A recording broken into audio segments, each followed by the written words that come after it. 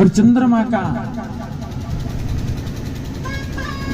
स्वयं भगवान शंकर की शरण ग्रहण कर लेता है और भगवान शंकर स्वयं उसे अपने शिखर पे स्थान प्रदान करते हैं।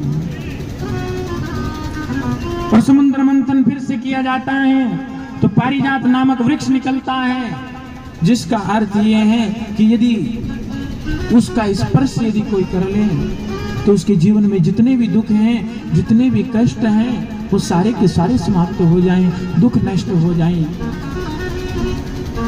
ये पारिजात नामक वृक्ष का फल है। और 12वां रत्न निकलता है पांचजन्य नामक शंख, जिस शंख का अर्थ है, जिसको धारण तो स्वयं भगवान विष्णु करते हैं और जब उसको बजाया जाता है तो तीनों लोकों में उसकी ध्वनि गुंजायमान हो जाती है। ऐसा पांचजन्य नामक शंख निकलता है। पांचजन्य नामक शंख के बाद में साक्षात भगवान विष्णु महर्षि धन्वंतरी का रूप धारण करते हैं और 14वां रत्न अमृत को लेकर के निकलते हैं।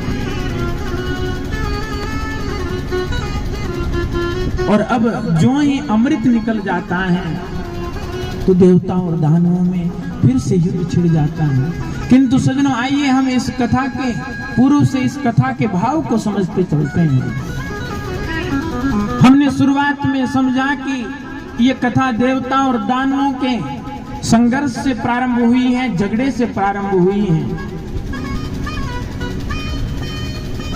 तो हम अपने इस शरीर को ही प्रकृति समझ लेते हैं और हमारे इस शरीर के अंदर 2 प्रकार के विचार रहते हैं, नकारात्मक और सकारात्मक, नेगेटिव थॉट्स और पॉजिटिव थॉट्स।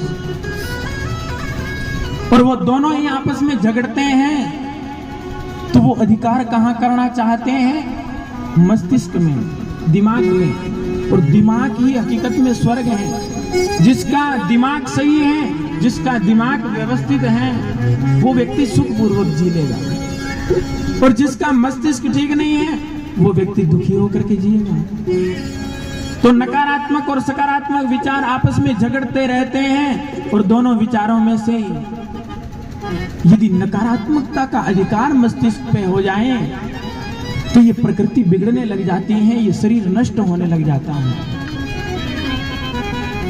और ये अधोगति को प्राप्त हो जाता है। और यदि मस्तिष्क में सकारात्मकता का अधिकार है